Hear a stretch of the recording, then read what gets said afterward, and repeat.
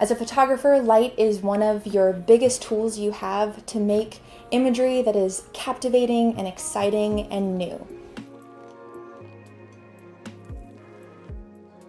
Hi, I'm Dallas. I'm a photographer and filmmaker working here in Brooklyn, New York.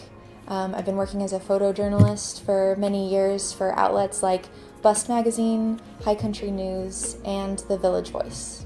I started doing portrait photography because I love making art outside with my friends, and after years of doing photojournalism, I wanted to start creating the stories instead of just following them. I love being outdoors and making photography with my friends and with my subjects, and I hope that through this course, I can help guide you in learning how to use light in different and dynamic ways to make exciting and new compositions in your work as well. In this Skillshare class, we're going to be learning how to use outdoor light in new and interesting ways, using backlight, front light, and a few different props, and learning how to use light at different times of the day. Through editing time and studio time, I personally spend so much of my work as a photographer inside at this desk, and using light in new and different ways outdoors can just bring a whole new element to how you're able to engage with your photography. And another thing that I love about going outdoors is being able to make work with my friends and with new people who I haven't yet worked with. So right now I know a lot of you are spending a ton of time inside. I know I am. And I just want to really inspire everyone to get outside. This is a class that you can use right outside in your backyard or even from your window. Using light in new and interesting ways is something that you can use in the smallest spaces or the largest spaces. So someday, hopefully we'll be able to bring this out to the big, great outdoors. But for right now, let's just try it in your own backyard.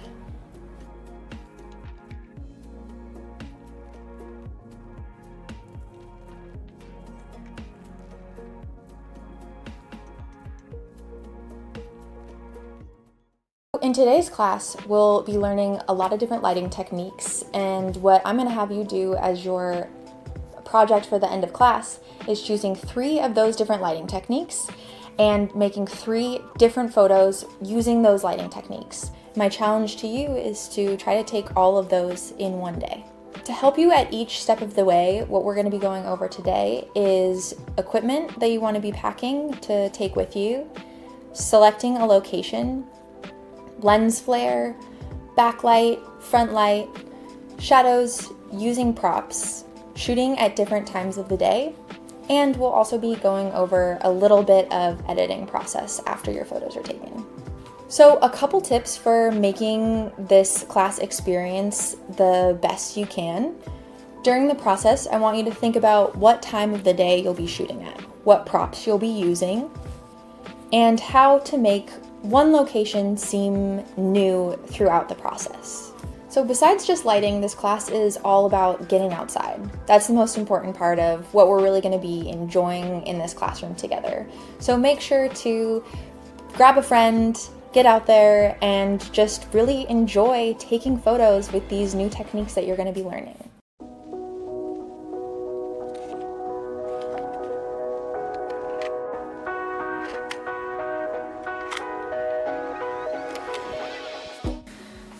So before we get outside, we're gonna go ahead and pack up our bag.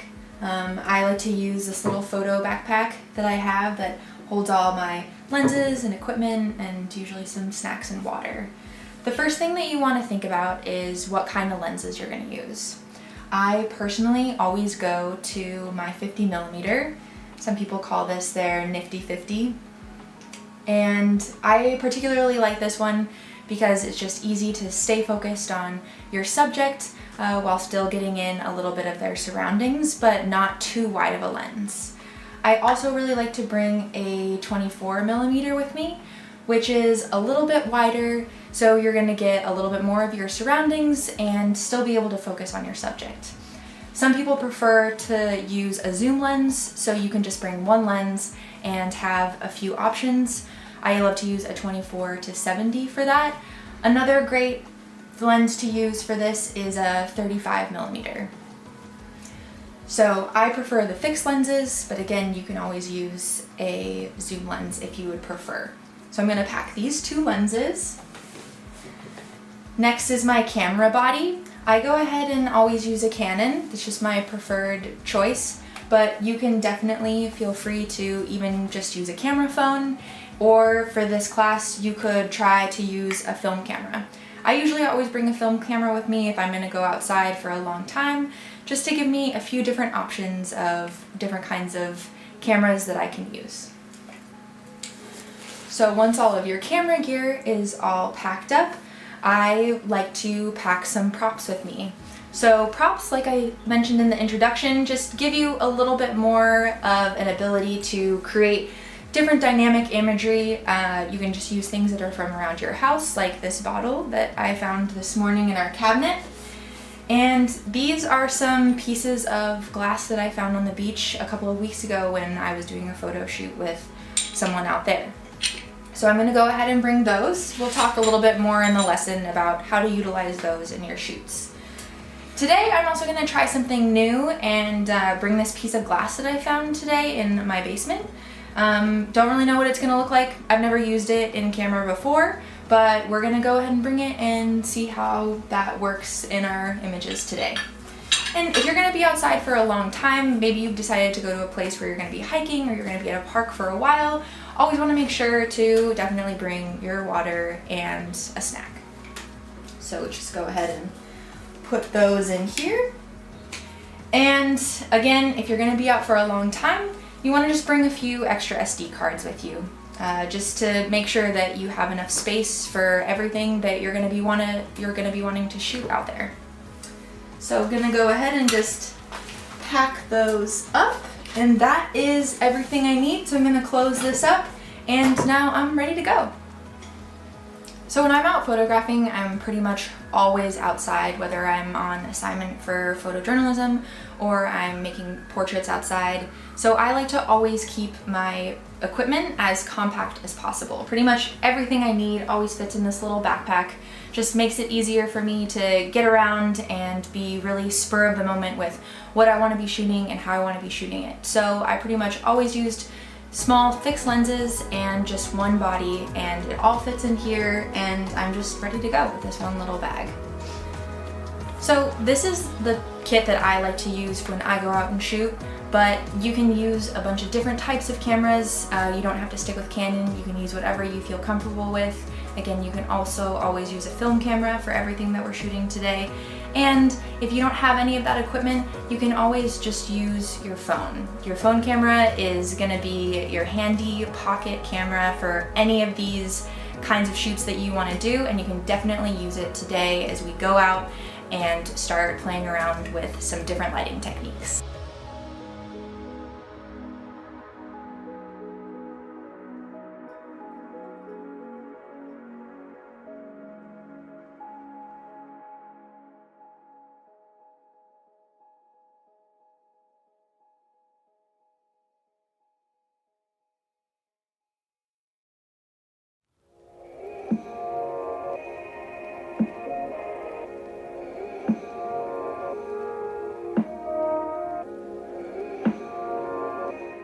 So one of the first things that you're going to want to think about in setting up your shoot is where your location is going to be.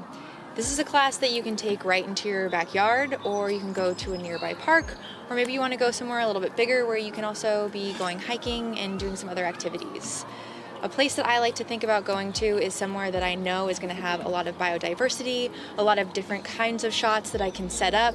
So I like to go somewhere that has trees, also open spaces, and maybe some nearby water to just try out a few different textures when I'm thinking of making my composition.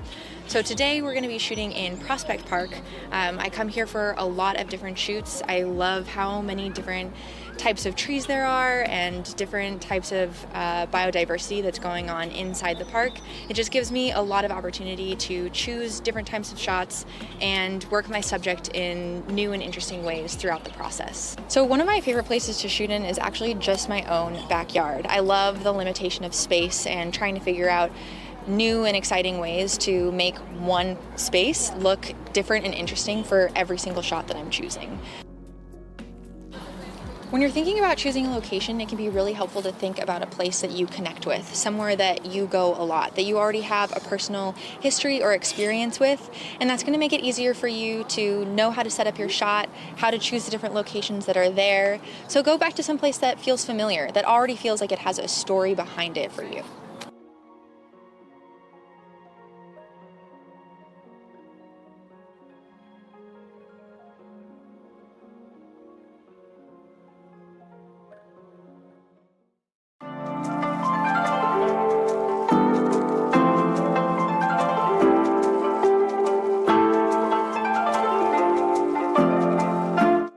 One of the things that you're going to want to think about when you're deciding on where and when to shoot is where the lighting is going to be for each different time of day. For me personally, I love to shoot at dawn and I love to shoot at dusk. I think you get the most interesting kind of lighting in those times of day. Today we've actually chosen to shoot kind of midday where the sun is right overhead. When you're thinking about when to shoot during the day, you want to think about where the sun is going to be, how that's going to impact your shots. You want to think about the place that you're choosing to go to and how the light hits that place during different times of day. When I shoot in my backyard, I know that we don't get a lot of morning light, but we get a lot of afternoon light. So I love to shoot there between 4 and 5. But just think about different types of light that you're going to be getting throughout the day. When you're going to be shooting in midday, it's mostly going to be overhead lighting, and you're going to get a lot of high contrast, and that might not be necessarily the vibe that you're going for. When you're shooting in the morning or in the evening, the lighting is going to be a little bit lighter and have less stark contrast and be a little bit more of a glow in your photos.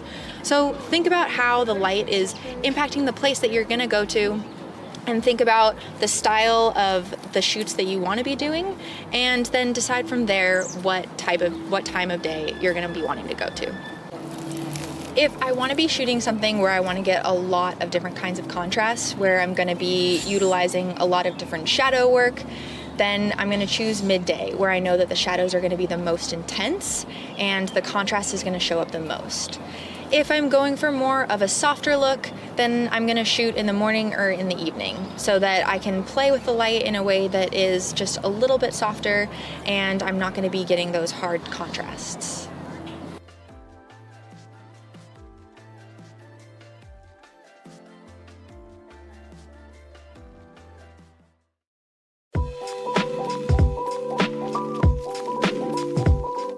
So this is Steffi. She's gonna be our model for today. Steffi is my model a lot of the time. She's one of my really good friends and we've done a lot of work together. I think for this particular lesson, it's gonna be really great for you to work with someone that you already know. It makes going out in nature a lot more fun and turns it into more of an adventure than just an assignment.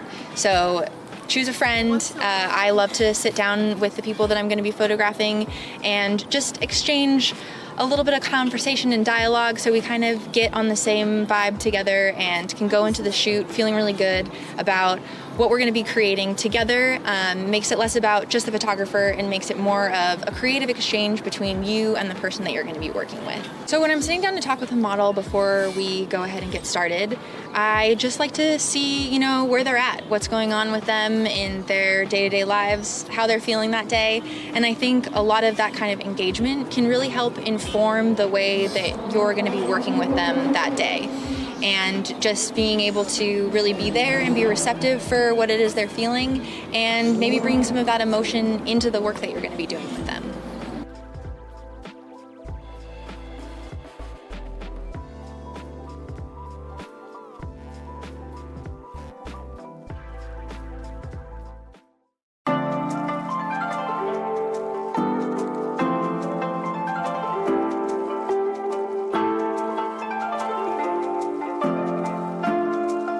So right now I'm using some direct light to get a lot of really high contrast on Steffi's face. We have here some really beautiful shadows that are coming across her face, like right here. And I'm just using that to capture and to kind of create some interesting imagery inside the shoot.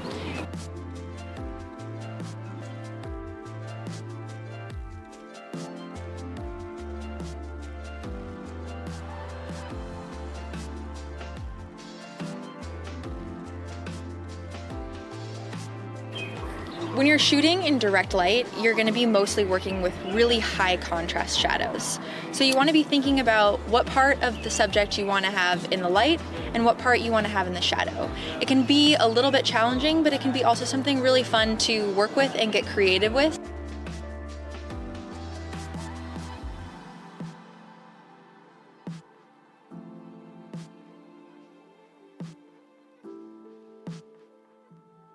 The difference between using backlight and using direct light is gonna create a very different feeling or emotion in your shot.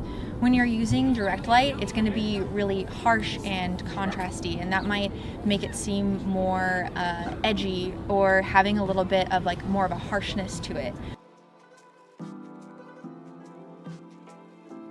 So the next process that we're gonna do is focus on backlighting, where we're actually gonna have our subjects the light coming from behind the subject. That's going to give you a much softer glow, and you're not going to be dealing so much with these harsh shadows that you are when you're using direct lighting.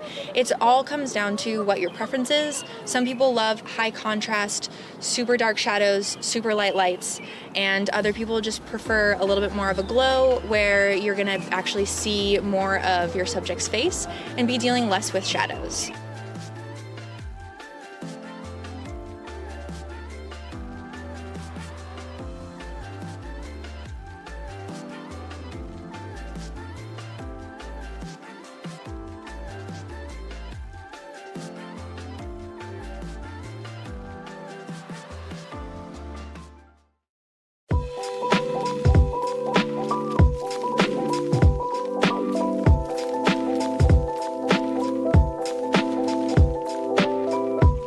We're going to go ahead and start on our backlight process. All we're actually doing for this is taking the same tree that we started with for the direct light and turning around and using the other side.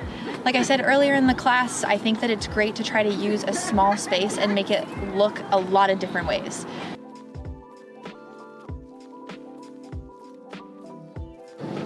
You're going to be adjusting a lot of different things when you're switching from direct light to backlight inside your camera. You want to make sure that you're adjusting for the fact that your subject is now going to be all in shadow. So that's just going to be making sure that you bring your f-stop to the right place and your ISO to the right point to make sure that their front and whatever it is you're trying to capture on them is going to be lit in the best way possible.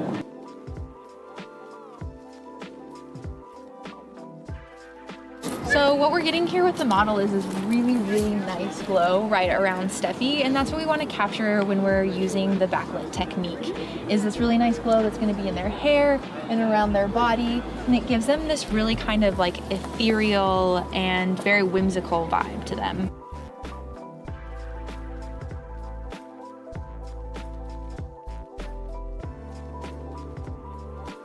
So that's something that I'm always trying to work towards capturing when I'm putting the light behind my subject. Is when you're using kind of the glow of the backlight, you're going to be able to see a little bit more softness. You're going to have a different kind of relationship with the subject because you're going to be seeing this glow around them, and it's going to create a little bit more like an ethereal sense to it versus the sharp contrast of direct lighting.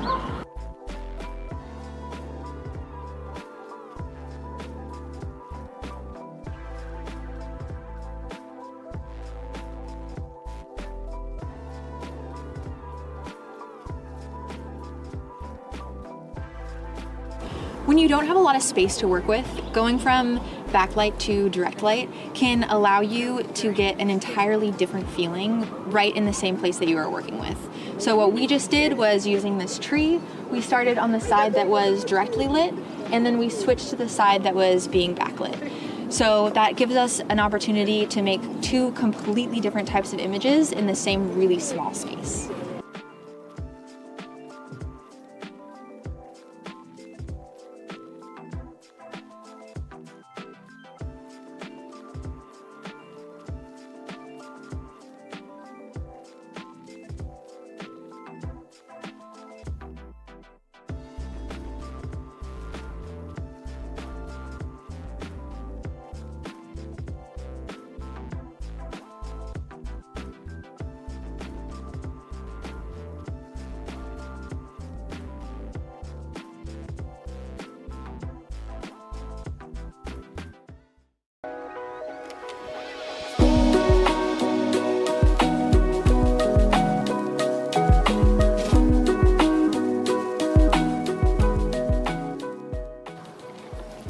When you're using backlighting, another thing that you can also try out is lens flare. What you want to do is put your subject in front of the light, just like this, how we have Steffi right here in front of the sun that's going to be right behind us.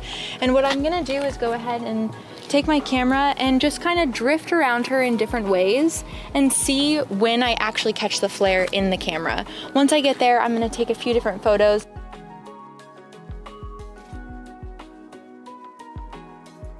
The best way to capture lens flare is if you have something that's cutting the light.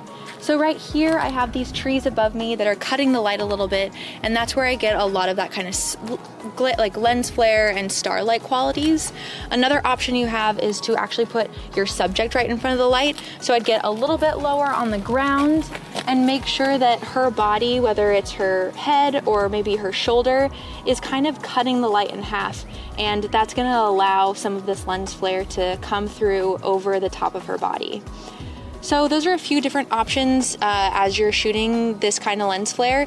You're gonna wanna move around a lot and just try different settings and different adjustments for where the camera is to make sure that you catch the lens flare that you really desire.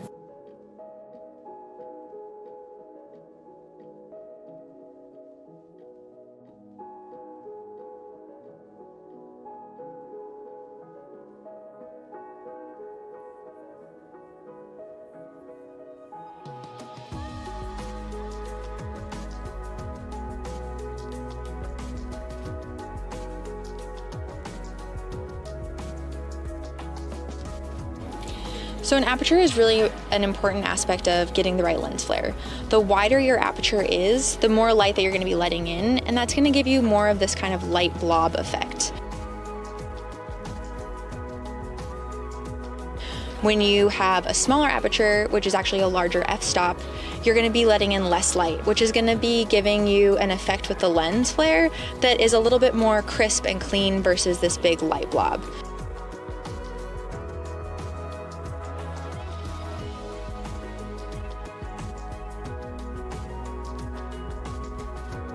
So you want to be making sure that you're having your aperture at the right setting that you want to be capturing that lens flare at.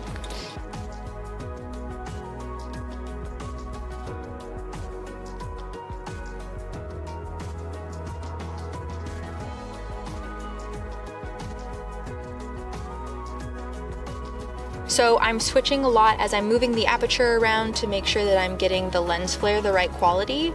I'm also switching around the ISO a lot, trying not too much to change the shutter speed because I kind of have that set in a way that I really like, but moving the ISO around to up and down depending on how much light I need versus how much the aperture, how high or low the aperture is.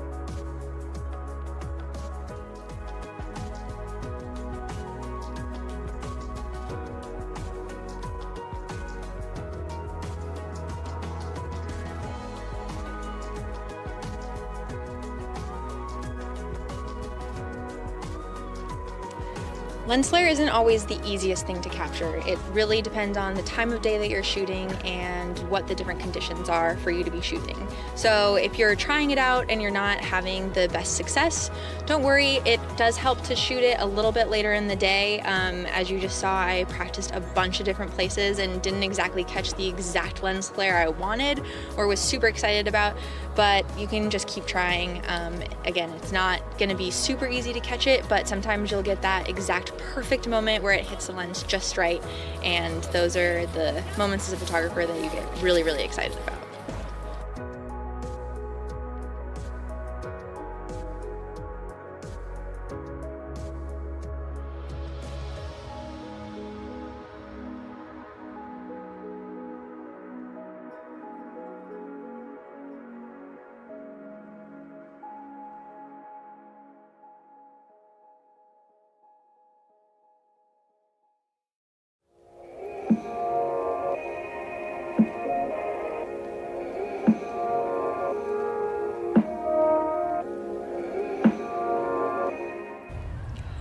When I'm out shooting in nature, I'm always looking for little spots and pockets of trees that I can shoot in. I love the background, I love the greenery and the different kinds of patterns that you're gonna get from the different shadows.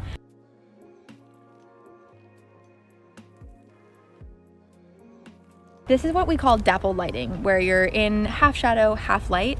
What you're gonna really wanna focus on for these photographs is that your settings are gonna be set for both the high exposure of the spots of your subject that are lit and the darker exposure for the shadows.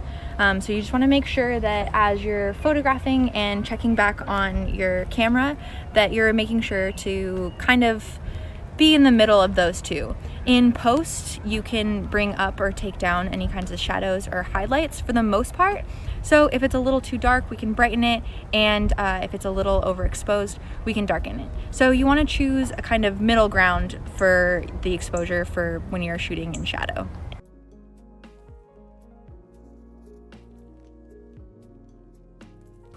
So here we're using some different kinds of shadows to cast on Steffi's face. We just picked an area where there was really good direct lighting and chose some tree branches that had a really nice shadow effect and got those focused on her face in these really interesting ways that come out with these different kinds of patterns that we're seeing just bring a whole new different kind of texture to the photographs that we're taking today. So I'm actually noticing as I'm going through these that there's a little bit too much shadow on her face, and I like the ones that are just a little bit simpler. So I'm going to go ahead and try and take a few more.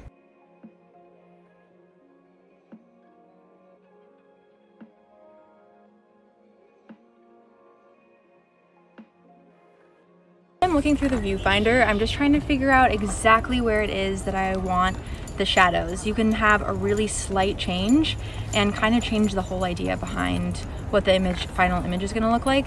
For me personally, I don't like to have a ton of shadows right over her eyes or right over her mouth. I think that those are more spaces that I want to see really shown in a photograph. So I'm just trying to choose the best composition of shadows as I'm kind of moving the branches up and down. It's up to whoever is taking the photograph to decide what it is they're most drawn to, but that's kind of my personal approach to how I'm choosing these. I kind of pick a branch that I really like the design of, and then I just keep moving it up and down around her face to decide where it is I really like the composition. Like right now I'm finding one I really like. I'm also shooting through these little leaves, which is giving me a whole new element of color. The shadows give a really stark contrast, so I'm only getting her facial tone and then the darker tone of the shadows. So when I bring in this nice little pop of green in either the top corner or the bottom corner, it gives it a really nice frame for the whole shot to work together.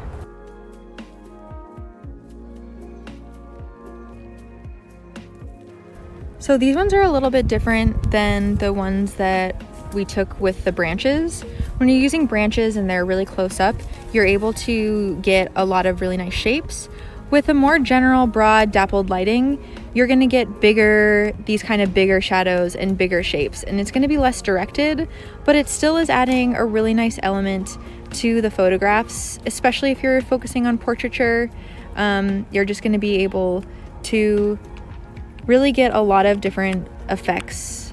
And like this one especially, I like how we see her eye really pops here in this one with the contrast of the shadows. And I also love here how we get this greenery as this kind of background, which gives us a really nice frame.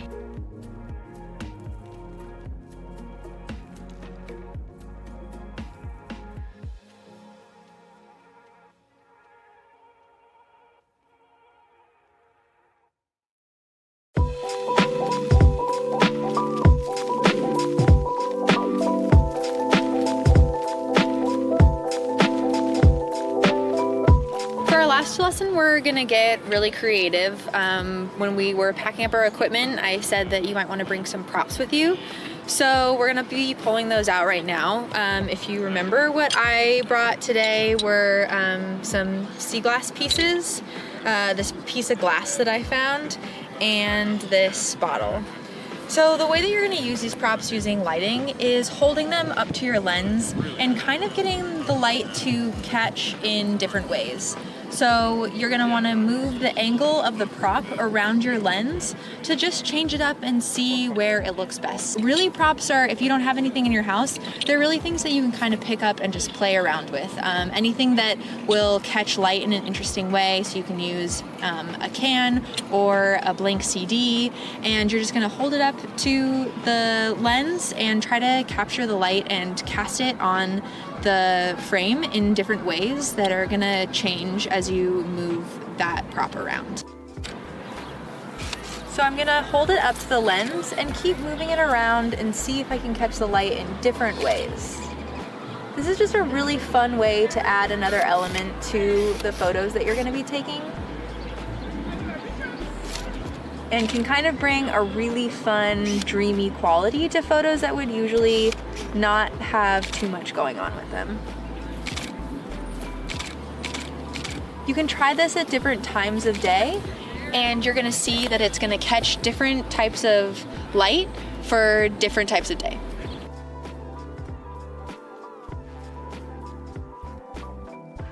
Most of the time when I'm choosing a prop to use, I'm just gonna choose whatever I have laying around, and sometimes I'll often just pick up things that I'm finding around the place that I'm actually shooting. The sea glass I really like to use, so I've kept it in my kit for a while, just because it's got a lot of interesting elements going on. I think that this creates really, really dynamic photos that I have a lot of fun playing with.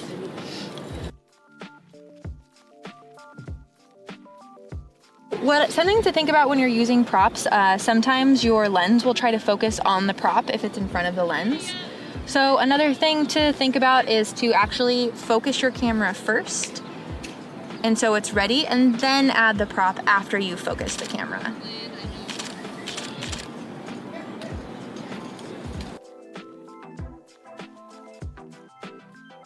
When you're using the props, you want to think about some of the things that we were talking about before with the direct lighting versus the backlighting. So for the last few shots, I was doing some backlighting techniques where I wanted her to be more framed and have that kind of glowy effect that we talked about earlier. Now I'm going to go ahead and try for more direct lighting and see how the light catches from behind versus as from direct light. So you want to think about the way that the object is actually catching the light as well.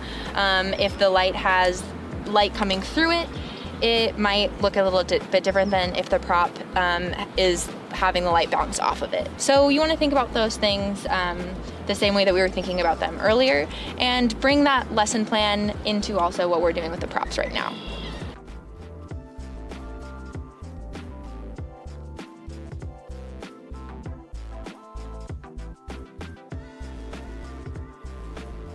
Is different types of framing. Think about where you're putting it. So I'll move mine from the side of the frame to below the frame to the top of the frame. As you're moving the object around, think about how it's framing your subject and what that's bringing to your composition.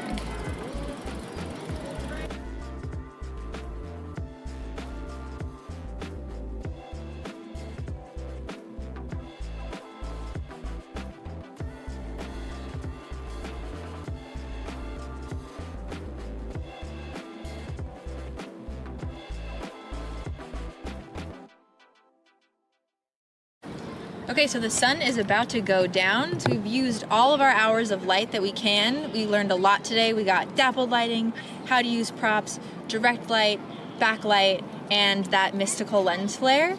And now we're gonna go ahead and we're gonna go back to the studio that we started in and start editing some of our photos.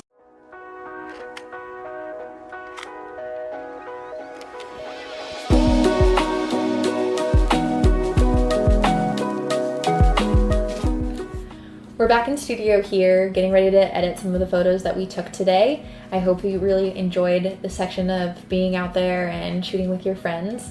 Now that we're ready to edit, I just want to talk about a few simple tools that I'm going to be mostly focusing on. I personally keep my edits pretty simple, keep more of a natural feel, don't over-process too much. That's definitely an aesthetic choice. You can keep playing around with things beyond what we learned today, but I just want to focus on a few simple tools for today. So the first one that we're gonna go over is contrast. That's kind of the first one that I'll play with. This is gonna give you an idea of what a really high contrast is and then when you take the contrast away, there's really low contrast, kind of more of a soft vibe. When I'm thinking about contrast, when I'm on the lower end side of contrast, it's gonna be much more, it's gonna make it feel a lot softer, a lot more gentle. Whereas when you have really high contrast, it's gonna be more of an edgy feel to it. You're gonna be getting really dark shadows, really bright brights. So you wanna think about, when you're choosing what contrast, you wanna think about what kind of vibe you're going for. So the next tool that I use a lot of is clarity. I think that that's another one that really kind of lends into deciding what your overall vibe is going to be. I generally like to err towards the side of a little bit of a softer clarity. Really soft is going to be all the way fuzzed out like this. I'll probably usually land somewhere around here. But if you want more of, if you want to have more contrast and more kind of edge to your photos, a high clarity is going to look more like this. I would suggest usually when you're using these tools, you don't want to go too extreme. So kind of landing somewhere just above or below the middle is going to give you a nice kind of medium amount of impact. So after choosing the contrast and the textures, what all the other things that I'll go in to work through are highlights. So we can look at what no highlights is and what really high highlights are. Remember, when you're using a lot of direct light, you're probably going to want to bring your highlights down, whereas when you're backlit, you're probably going to bring the highlights up. Also, another tool I use a lot of are shadows. So here again, with bringing the shadows down, making it much darker, a lot more contrast in that, versus bringing the shadows all the way up, where I'm losing a lot of the contrast and a lot of the form, but I'm also heightening some of the pieces that you've lost if your shadows are too dark. So especially with backlight and direct light, we're gonna work a lot with highlights and shadows. I don't work too much with whites and blacks. I'll do that a little bit if I feel that the highlights and shadows wasn't enough of an impact for me. But just to give you an idea of what that looks like, here's no whites and here's full white. And then the blacks, here's full black and here's no black. So really similar to highlights and shadows. Again, I don't usually go into those, but if I need a little extra pump of shadow or brightness, I'll go into that. So the last section that we're going to be using today is going to be our color tools. You have a few different options in your color tools. You've got luminance, saturation, and hue. For today, we're going to be mostly staying within saturation and luminance. Saturation is just going to give you an extra pop. So here, let's play with the blues a little bit. This blue background, when we bring it up, it's going to bring the saturation of the blue up a lot, make it super poppy, really vibrant. And then if we bring the saturation down, you're gonna completely lose that, and it's almost gonna be more of on a tone of a black or white. With luminance, working with luminance gives you this extra little glow to the color that you're working with. So for example, if I wanted to bring a little bit of brightness into Steffi's complexion, I'm gonna grab this orange, and it really just like lightens her face a little bit. Again, if I kind of want to bring that color down, we can bring it down and it's going to make it a little bit darker. So luminance is just going to add a little extra glow or darkness to whichever color you're choosing. Here's what a blue would look like with a little extra luminance to it, or bringing the luminance down is going to make it a little bit darker. So overall, as you're using these different tools and deciding what tools to use, you really want to think about the story that you're capturing with this photo. You already have the composition and the subject in front of you, but you want to think about how that composition is telling a story and how you want to further the story that's already there. So if you think about the different kinds of colors and aspects that you're highlighting, it's really going to bring in a different feeling for each of those choices that you make. So for example, when I use clarity and I bring it down a little bit and it softens my photographs, I really feel that that kind of gives it this whimsical, mysterious, and kind of fairy tale-like essence to the photograph. So that's for me my own personal choice of how I like to choose to kind of enhance that aspect that I'm playing on when I'm choosing my aesthetic. And thinking about what kind of color choices that you're making and how they're lending to really enhancing the photo. If you bring up the color of your background, it's going to really add a lot of pop to your subject and bring the eye of the viewer right to your subject. So just think about how your editing techniques are enhancing the story and the composition of the photo.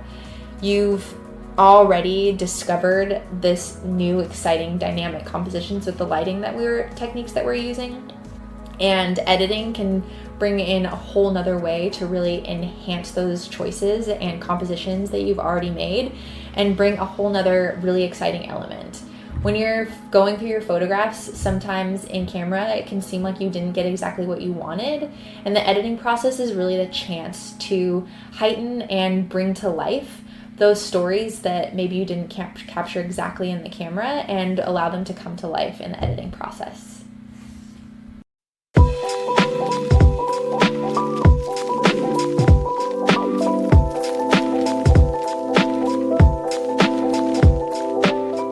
I already went through and chose some of my favorite photos from today's shoot, so we're not going to go through every single photo that we took today. I just picked out a few ones that I liked best, and gonna do a little bit of an overview of each of the different tools that we went over and talk about kind of what my editing process was like and selection process was like, and then we'll start going into the editing.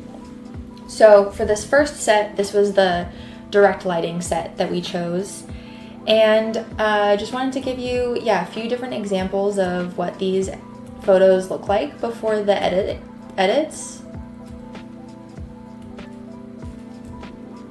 So as we jump around through these, just want to talk a little bit about the direct lighting. You get here a lot of that kind of big contrast that we were talking about, big difference between the light and the shadows. This one in particular, I wanted to bring in to use as this kind of example of thinking about how the shadow is falling on your subject. This one, I don't really like how the shadows were cast from Steffi's nose over the rest of her face, as opposed to something like this, where you're getting a really even skin tone and the light is really even across her whole face. So as you're doing shooting, you want to be thinking about especially with direct lighting, you want to be thinking about how those shadows are actually going to be cast on her face in the end. A photo that I really liked was this one.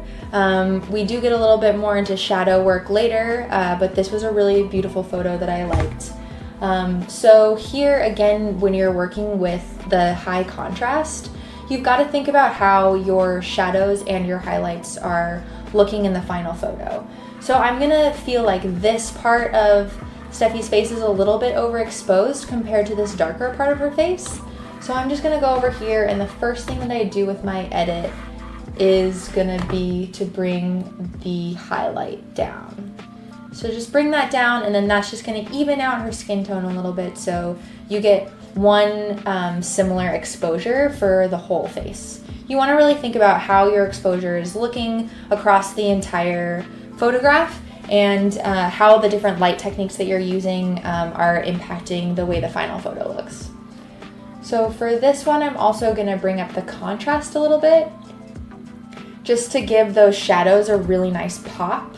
I love the way the shadow is cast across her face here, so I'm just going to kind of bring more attention to that. I also personally really like a kind of more of a glow in my photos, so I'm going to bring down the clarity a little, and then that's going to give her complexion and face this really nice glow to it. And I'm still seeing as we're editing that this part of the face still has a little bit too much of a highlight to it, so I'm going to go over and use this tool up here that helps us to just target one area. I'm going to choose highlights, and then I'm just going to bring the highlights down. Not too much, just a little, and come over to this area. My brush is a little big, so just going to bring that brush size down and just hit her cheek right there. And that's just gonna really help bring the whole complexion to one overall kind of similar tone there. So then I kind of am thinking that the blacks are a little dark there in where her hair is. So I'm just gonna bring those blacks up a little bit. And then I noticed that I kind of lose some of the contrast. So I'm gonna bring the contrast up a little bit after that also. And then I'm gonna think a little bit about what the temperature and tint is. Those are gonna be your tools right up at the top of your toolbar up here. You can try out auto and see what that does. That gives us this really nice kind of blue tone.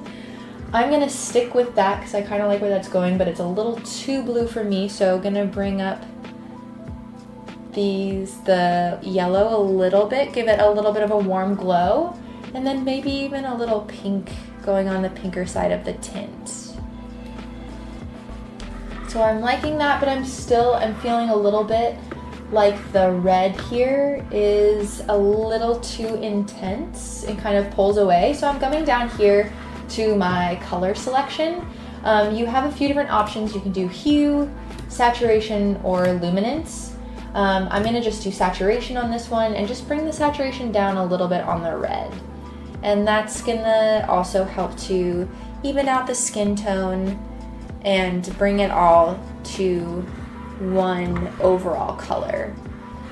I also am loving these blues and greens that are back here, so I'm going to go ahead and pop those up a little bit. So I'm gonna come down here to the green, just pop up that green, and then pop up the blue.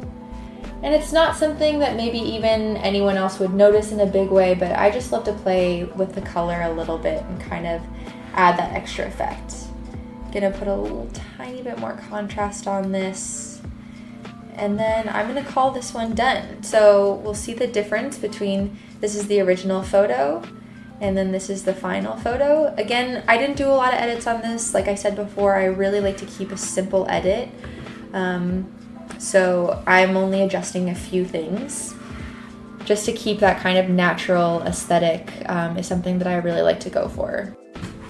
So some of the biggest parts that I'm focusing on in this photo are just making sure that the skin tone is even overall.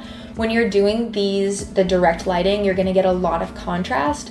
So you just wanna make sure that what you're exposing for with the highlights and the shadows, that you're able to balance them in the editing. So here I brought this area, I brought the highlights there down to bring this more like even skin tone. You can see here it's down more. And then I really love to boost up the contrast on this one just to pop those shadows. You see here it's a little bit lighter, and then here you kind of get like a little bit darker in these shadows to really bring that out. It also, the contrast really brings a lot of attention to this eye, which I really love seeing that the light on her eye just kind of popping out there is, I think, really, really beautiful. And then again, just bringing attention to these colors in the back. They're a little bit more dull here and faded, and just brought them to life a little bit. So bringing a little bit of extra color pop to this photo. So those were kind of the main things that I was focusing on for this one. So remember again, you've got your color options down here under HSL and color. And then these kind of main tools here are usually what I'm working with. And then for this photo, I also brought the clarity down a little bit just to give it that kind of softer feel to the whole composition of the photograph. So just gonna go back over here. And again, with this one, I'm feeling, because I was trying to adjust for the darker shadows back in here, I did like overexpose her skin tone a little bit. So I'm just gonna bring the highlights down, and we're gonna see that that's gonna bring this more kind of golden hue into her skin as we start to get more of her skin color and less of that blown out light. And then again for this one, I'm gonna bring down the clarity. That's a little too much, so just something there right in the middle. And then going to just bump up the contrast a little. And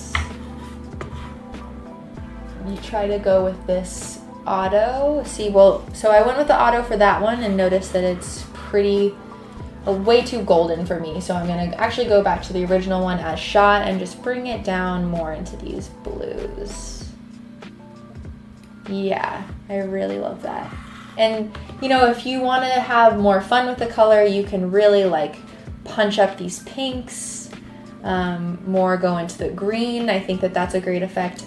That's not necessarily my style, so I'm gonna keep it more like this, but that's a really fun thing to play with. Same with these colors down here. If you're wanting to go with something a little more fun, you can really start to kind of bring these other colors out and have a lot more fun with your background colors, like what I can do with the sky here. So that's kind of an area that you can really let your imagination take you to a new and exciting place with your photography, is giving those colors just a different effect and how that contributes to the overall photo. So this is the original photo from that one, and then here it is with all of the edits. So like I said, I don't usually do a lot with the color, but in this case I actually think it's really fun to have that extra green and blue pop. The original edit is really soft, really light, almost kind of pastel, and here we brought up the contrast, brought up those colors, and just gave this one much more of a punch. And I think that that color is a really nice backdrop for Steffi's face, and kind of just really brings the viewer right into the center here.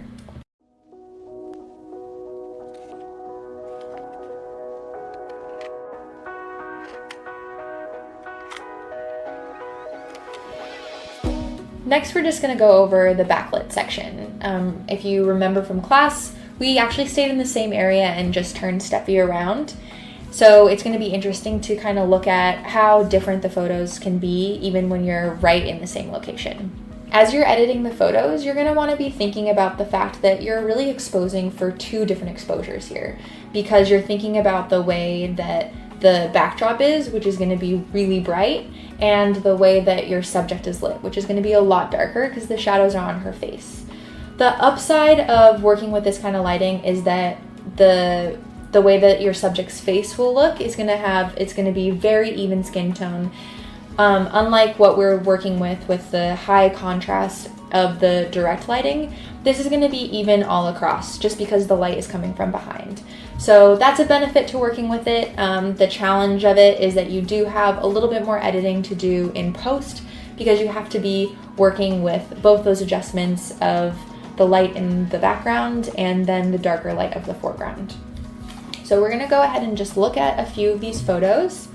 These were some of my favorites that we took during this section.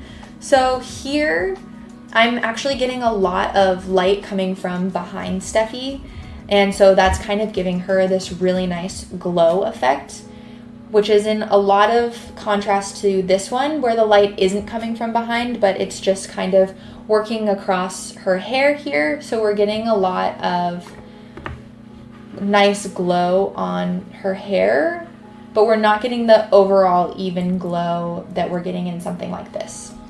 So those are kind of the two different ways that a backlit photo is gonna look.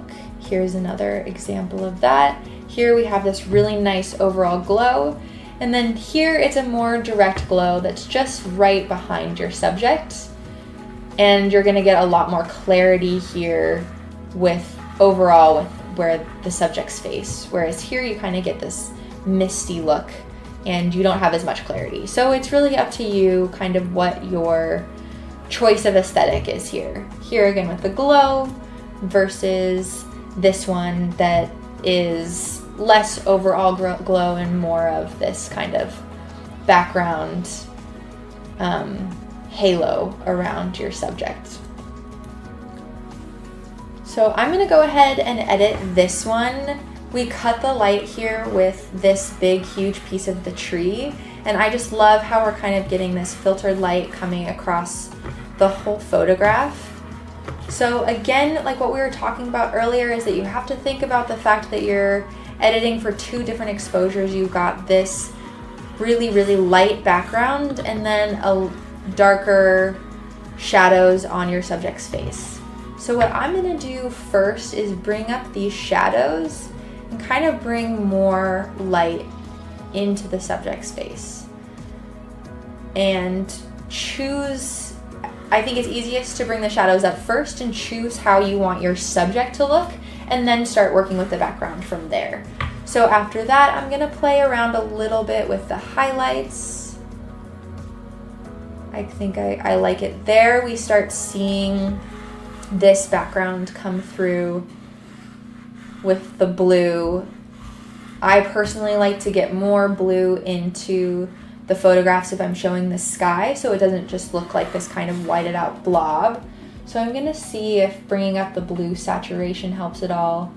That helps a little bit, but not too much. So I'm gonna go ahead and go back to this tool, and with the highlights again like we used before, and I'm gonna make it a little bit bigger since I'm working with a bigger area, and just kind of there. We really start to see more of the blue and the sky there, which is what I really like in these kind of photos. I'm even gonna come in here and kind of try to cut those highlights in this area. And then we really start to see more of Steffi's face starting to kind of have a little bit more of a pop here. And so now we're gonna go to contrast. I'm just playing with contrast a little bit. I love how this is really starting to bring out these highlights around Steffi's face. We're really starting to see this glow come through right there. And then again, I love to bring down a little clarity and just give it that soft touch. Just to give you an example of what it would look like if I took the clarity up the other direction, we just start to get more of these hard lines.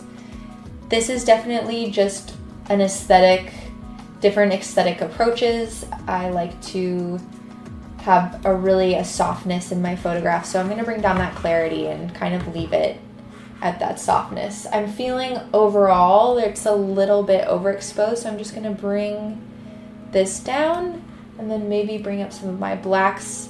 Again, with the blacks and the shadows, that's really for just impacting your subject's face and bringing light into it where it needs to be.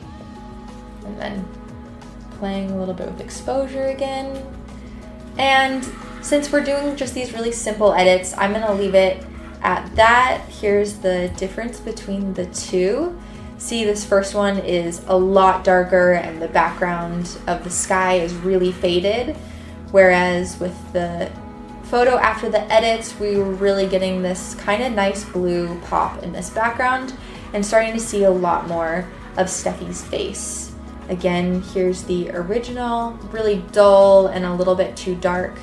And then this is much brighter and we're really getting that blue coming through. And I think that bringing the blue out also just really kind of draws us into looking at the subject, just as the color balance between the two.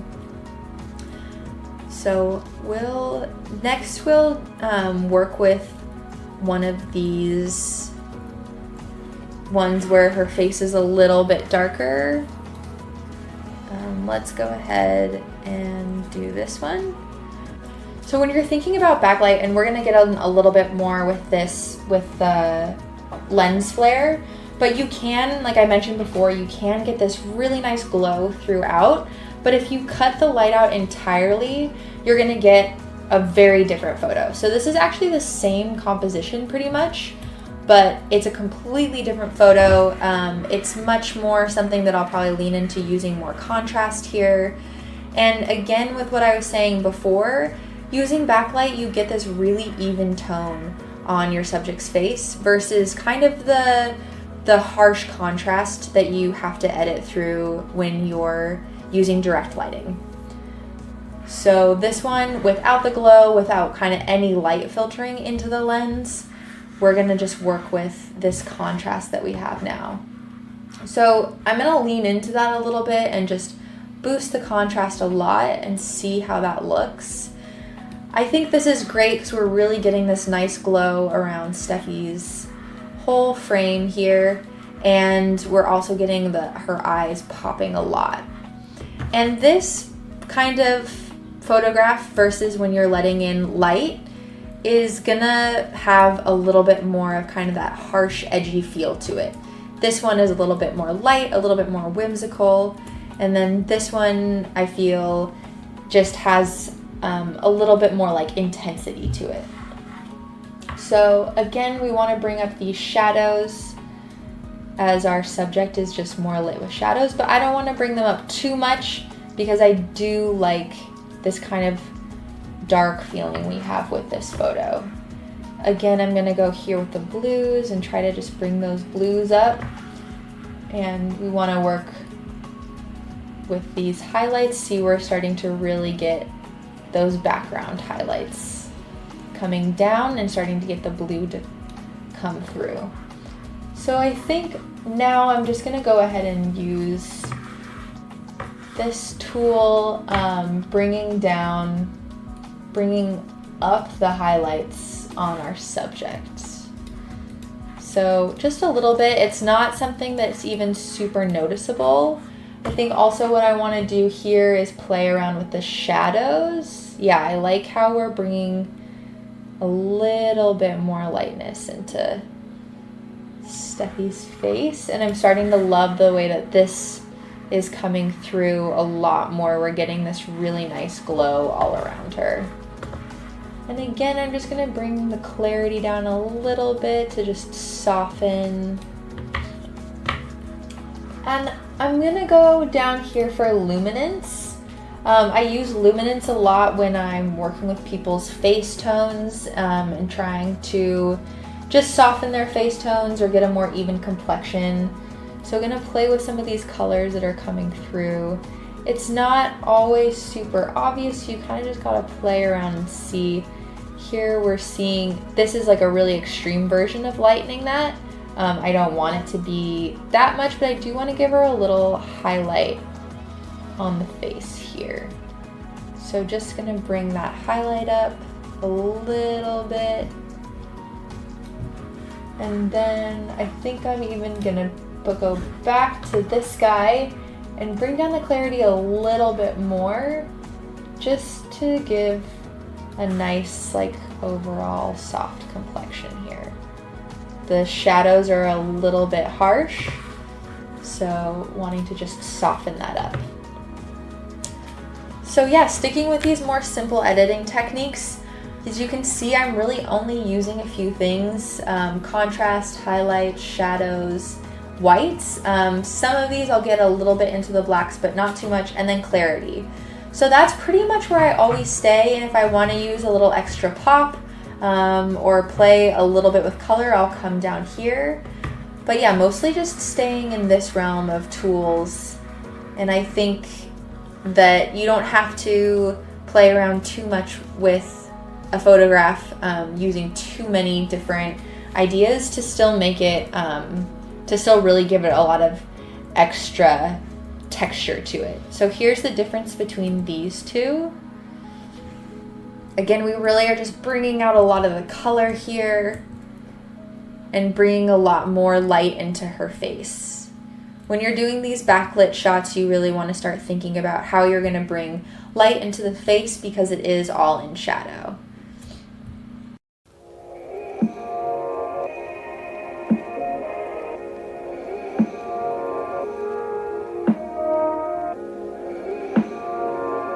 So we are back here with the elusive mystical lens flare that we spent so long capturing earlier on today. Lens flare, like I mentioned earlier, is something that you're not always going to get it exactly right the way you want it. So today I wasn't super excited with the lens flare I was capturing. The sun was a little bit too high and the leaves weren't necessarily grown out enough where we were shooting to really be cutting the light the way that I wanted. So just remember that when you're capturing lens flare, there are a lot of different ways that you can utilize this tool. So even though I didn't capture the exact lens flare that I wanted, we did get a lot of different types of the way that the light did filter through the lens. So just remember that you might not get the exact one that you want, but keep playing around with it and you will eventually get something that is good to play with. So some of the ones I wanted to just go through here. So this is an example of a kind of lens flare that I really liked. This is where we were using the subject's actual body to kind of cut through the sunlight that was coming from behind her. And we are getting here this really nice kind of starlight effect, and then also getting this flare popping out over here. So I really loved the way that this one came out. I thought that was great. So again, using your subject's body to kind of cut through the light is a great way to use lens flare. Here's an example of an aperture that I think was a little bit too wide. I was probably on an f-stop, I would say 4.5, around there. That's when you're going to start to get it to blob a little bit more versus having this more clearly defined kind of starlight coming through. So remember that as you're choosing your lens flare settings, that you want to really be thinking about the aperture. The wider the aperture, the more light you're going to be letting in, and the smaller the aperture, the more you're going to be getting these kind of direct starlight points. So I'm just going to go through these different ones that we captured today. So here again, this is probably my smallest aperture that I used all day. I was probably somewhere around maybe an f16 or so, and you're getting these really, really pointed lights. Again, it's all just about aesthetic preference. Here we are again. This one is super, super nice, really beautiful the way that it's coming over her shoulder. Again, thinking about where you're placing your subject, this one coming over her shoulder versus this one more around her head. You're getting different qualities of light depending upon the way your subject is standing. But I love the way this one came out. This is super beautiful. And then with this one, this is having a whole nother effect I wasn't even necessarily going for, but I actually love how we're getting this really cool like blue coming across here, and then this rainbow light over here. So yeah, as you're going through your photos and working with lens flare specifically, know that if you're not capturing the exact idea that you're going for, that you're probably still getting some really magical notes there inside your frame. Light is, as much as it's something that we can play with, it's not necessarily something we can control. So get used to that as you're out there, outside, in one of your favorite places, maybe getting a little frustrated that you're not getting the perfect shot. That light is something that you have to play with and not think about exactly what it's gonna look like, but just have more of an open mind about what your final subject or your final composition is going to look like. So again, this one has this really beautiful haze to it. And this one was way too dark. So there's definitely a tendency to get your subject too dark in order to get the lens flare. So you want to make sure as you're choosing your aperture points that you're thinking about how your subject is lit. You can get a really amazing lens flare if you go to a dark enough f-stop, but then you're going to lose your subject. So just be aware that you want to be lighting your subject as much as you also want to be capturing the light that's coming through. Again, similar with this one. Really beautiful lens flare, but it's not really a usable photograph. And again here, we'll just go through a couple more. I love just this little tiny, tiny flare we got over here was really nice. And then this one, again, more like broad strokes here. Instead of trying to capture a small, tiny point, we're getting these really big strokes coming across and getting a little bit of this nice lighting over here. So there's just so many different ways that you can capture the elusive lens flare and just be really ready to kind of meet the light where it's at. Try not to get frustrated by not getting your immediate outcome, and just be more open to the outcomes that you are getting, because you'll often capture something really beautiful that you weren't even intending to if you just keep an open mind. So I think for this one, I want to go ahead and edit this. I just really am drawn to the way the light kind of starlighted out here, and I think this whole composition is really beautiful with Steffi's hands. I was lucky enough to have a model that I've worked with a lot. She brought some of her own props, so she actually brought this scarf we ended up using a lot. When you're working with your model, if you want to prompt them to bring some of their own props, I know we talked about some of the props that we wanted to bring in our bag, but it's fun if your friend or model brings along their own props that they have a personal connection to or feel kind of goes with their own aesthetic. It really creates a fun dynamic between the two of you to let them also have a little bit of creative freedom in the photographic process together. So we'll get started with this one. Again, you got to remember that you're editing kind of for two different exposures here. We've got this really light sky and then a little bit darker of a subject. So I'm going to start again like I did the last one with doing the shadows first. Just going to bring the shadows up on Steffi. I love seeing how that brightens her face. We're going to get these more tones in the eyes right here. And just really starting to see her face brighten up. I'm gonna go next to contrast. I don't want to make this one too contrasted just because I do like the softness of how this one is looking. When you bump up the contrast, I think that it gives your photographs a little bit more of like a harsh look or an edgy look.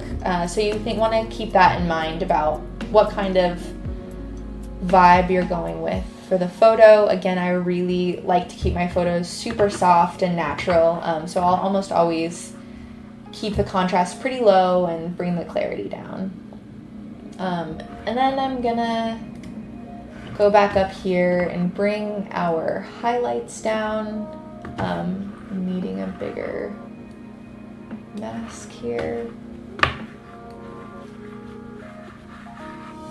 Just loving watching the details come out, seeing more leaves as we bring this down. I think it's so fun when you're editing how you're really just unveiling the photograph. Sometimes when you look at things in camera, it can feel a little bit disheartening if it's not exactly the way that you thought it was going to look, and then you get it on screen here and it's just so exciting to start to see the different elements really start to come to life. I'm loving this. I feel like she just looks like she's on some magical adventure here.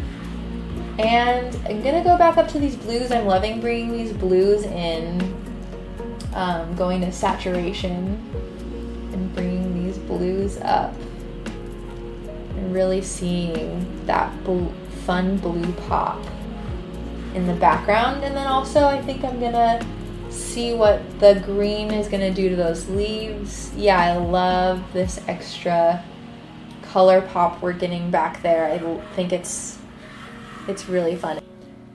Bring the exposure down just a little bit to bring some of the background in. Then gonna bring up the blacks. Want to make sure that my subject is really the main focus here. Tiny bit more contrast. And then gonna bring some luminance into the face like we did for the last one. See how we're getting a little bit of those highlights, just a little bit to just brighten the face. And this one might be a fun one to try to do a little adding some more colors like we were talking about before. Again, you can really just play around with these a lot. Like this might kind of be a cool vibe if you were going for a more yellow, warm tone. I'm gonna keep it pretty much where it was. right there. So just going back and forth to the original. So here's our original photograph. Really, really dark. Again, the colors are a lot more dull. And here we're just bringing a lot of life, I think, into the face here. And each photo tells a story. So I think that when you start working on the editing process, start thinking about how you're really bringing that story to life through the different colors that you're bringing out or the different highlights that you're bringing up. How is it all contributing to the overall story that you're telling? And just being aware of how these different kind of micro changes can really add a lot.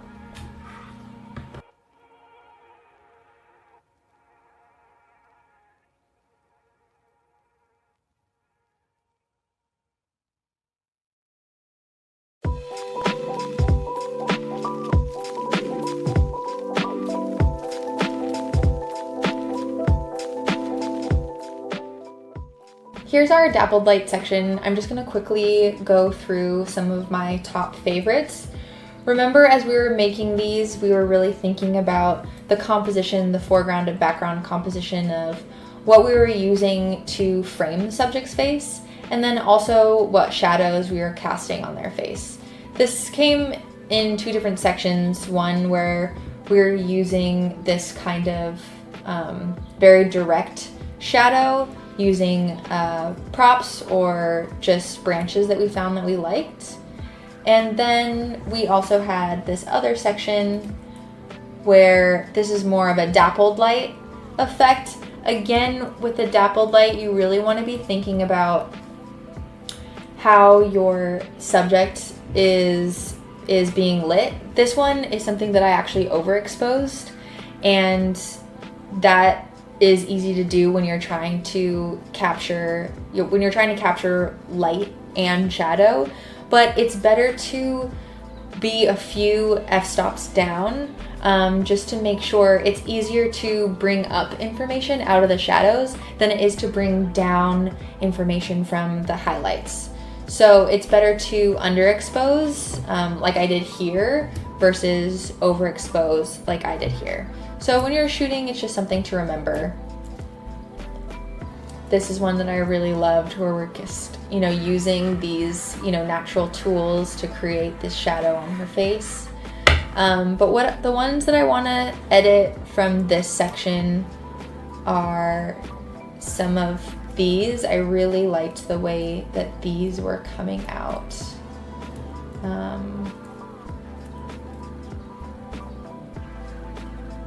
Let's go ahead and work with this one. So this one is we're using a kind of direct light effect. We're getting a lot of direct light here and a lot of high contrast. We can also see that kind of here in her eyes. We're getting a lot of contrast, and we've got this really beautiful light that we're capturing right on her eye. So I want to keep a lot of that information, so I'm going to just bump the contrast up a little bit. Again, with direct light, I love to kind of lean into the contrast instead of trying to soften it. Just adding it, bumping it up a little bit, and really getting those shadows to pop. I am going to bring the highlights down a little on this one. It's a little bit too bright. You're probably going to end up seeing that a lot when you're working with shadow work inside dappled light, that you're going to probably be bringing down the highlights quite a lot, just because you're trying to also expose for the shadow part of the subject. So just remember that kind of balance. And then gonna bring the clarity down here just to give it that soft glow that I really, really like. And again, I want to play here with some of the colors. I think that this one with a little bit of a pink tint to it actually looks really, really nice. So I'm just bringing up that pink tint. And then I want to play with, again, with the way these front leaves are. So I'm going to go back down to my color and just see what this green looks like. So it's actually not changing too much. So I'll just leave it like that. Let's play with the aqua. not really seeing too many changes here. So I guess I'm just gonna leave it this kind of like brightened green. And then this one is just, I think, such a beautiful photo all on its own without a lot of edits. So here actually all I did was tint, contrast, highlights, and this green coloring and clarity. So that's just 4 really simple tools that I used. And then I'm already really liking this photo, so I'm just gonna leave it at that. Let's just look at the difference.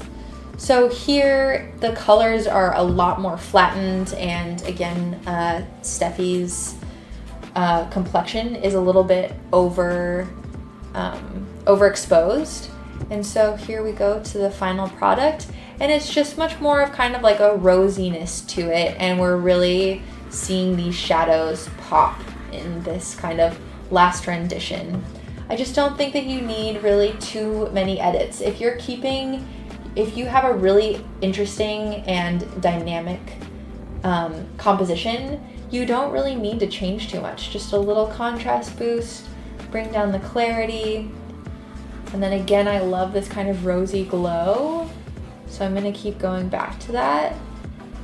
And then, yeah, I just think that these are really kept simple, are really, really nice. Again, you can play with the editing however you want, but I think keeping it simple is really nice.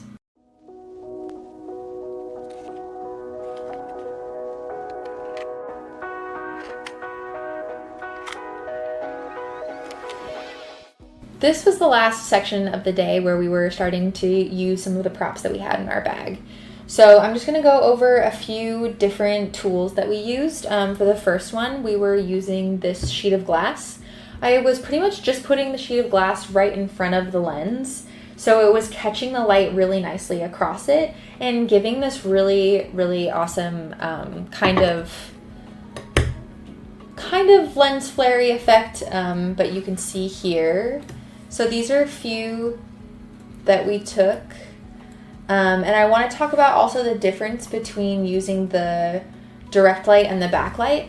So when you're using the props, you can start using some of the other techniques that we used from the earlier in the day. With these props, I shot them in both direct light and backlight. So here's using the glass, this glass sheet with using backlight, and then here it is using direct light. And I think you're getting a really nice, when you're using direct light, you get these really cool reflections. And when you're using backlight, you're more so getting these kind of flares going across your subjects. So you want to think about how the object is actually catching the light and what that's going to look like in your final product. Next, we have this glass bottle.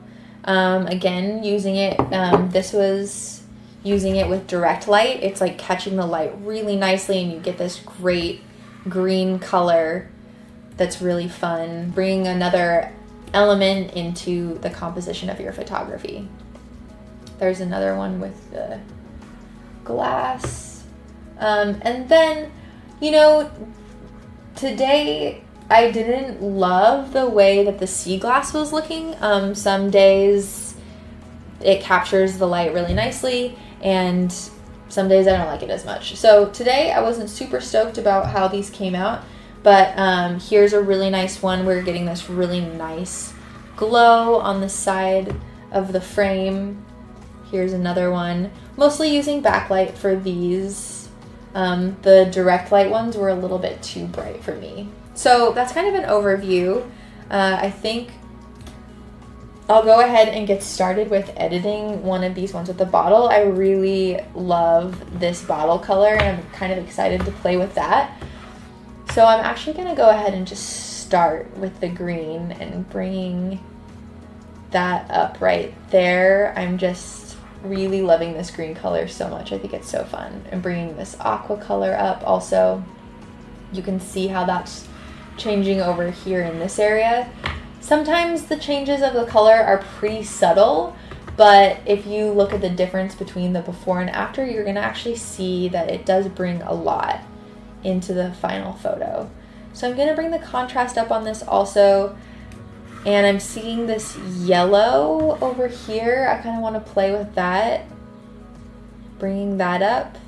I love how we're playing with these really bright colors in this one. I'm gonna bring the clarity down again, and this one is just turning out to be so fun.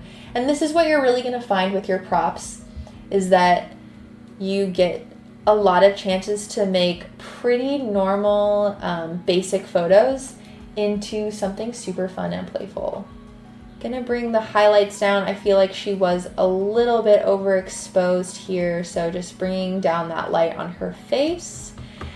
And let's see how this tint looks if we change it a little bit, making a little bit more blue. Yeah, I'm loving that. And then just to kind of keep on this trajectory of playing with color, I'm going to bring the highlights down out here and bring this, that's going to make this blue pop a little bit. Yeah, so let's look at the first one. Again, super muted colors, a beautiful composition, but definitely with just bumping up the contrast and playing with a little bit of the colors, we're getting a really, really fun photograph that is just bringing me into this super dream state. I feel like, I don't know what she's looking at, but it's very dreamy, whatever it is. I guess we'll just do one more from this section. I really want to play around with some of these ones with the glass. Like I said in the beginning, I had never played with this glass piece before, so let's go ahead and do another one with a direct light. Just bumping up the contrast, bringing down some of these highlights, softening up with the clarity. And then I even want to come in to the section with these trees and using a contrast boost, just really bringing up, playing up this reflection that we've got right here. The props are super fun because you can really have a good time with just playing around with what kind of effects. Like, I'm loving all of these different reflections that we're getting and just boosting those up a ton. Yeah, I love what we just did there. And then I'm feeling like her skin complexion is looking a little orange, so I'm just gonna go back into our luminance and try to soften that by just bringing up that highlight, and then maybe bringing the exposure down just a little bit here. Yes. So again, we're keeping these edits really, really simple, just doing a few things, but we're getting huge impacts by just playing with just a few simple tools. That's another great reason why using Lightroom is such a great tool, is that you can really keep it simple. You don't have to know any kind of complicated interfacing systems, and you can still do a lot with your photographs. So those are all of the different techniques that we have that we were taking photos of, and we definitely went over a lot of different kinds of concepts. Remember, always a great go-to is contrast and clarity for kind of capturing different kinds of feels or vibes for your photograph. And then once you've figured out where you want your clarity and contrast to be, starting to go in there even a little bit further and playing with highlights, shadows. Those are all of our edits that we have today. Just remember that mostly what we were playing with was starting with the contrast and doing some kind of clarity adjustments, really picking what vibe you want to go for in the photograph. Do you want it to be soft and have more of like a glow and whimsical vibe to it, or do you want it to be more harsh and edgy and higher contrast? So be thinking about that when you enter the editing process, and then yeah, just go ahead and really enjoy playing around with the photographs that we took out there. That wraps up our class for today. We spent a lot of time learning different lighting techniques, from dappled light, direct light, backlight, how to catch the ever elusive lens flare, and using props. So I really am excited to see what you all come up with out there. You don't need a lot to do this lesson plan. Just grab a camera and a friend and go to your favorite spot. It can be in your backyard, a local park, your favorite place to go hiking. All you need is your camera, or you can even do this on an iPhone. There's tons of editing softwares that you can use for the different edits that we were talking about. And really just go out there and have a good time. One of my favorite parts about doing photography is spending time outside with my friends and learning these lighting techniques and utilizing them in the lesson plan and sharing your lessons with the class is just going to be a really great way for you to go outside and have a great adventure and also come up with new and beautiful photographs of your own. After you get out there with your friends and create some new dynamic and beautiful compositions, please upload them into the project gallery. I'm excited to look at everything that you come up with and share some of my thoughts with all of you. So really excited to see what you're doing out there in the world and excited to be connecting.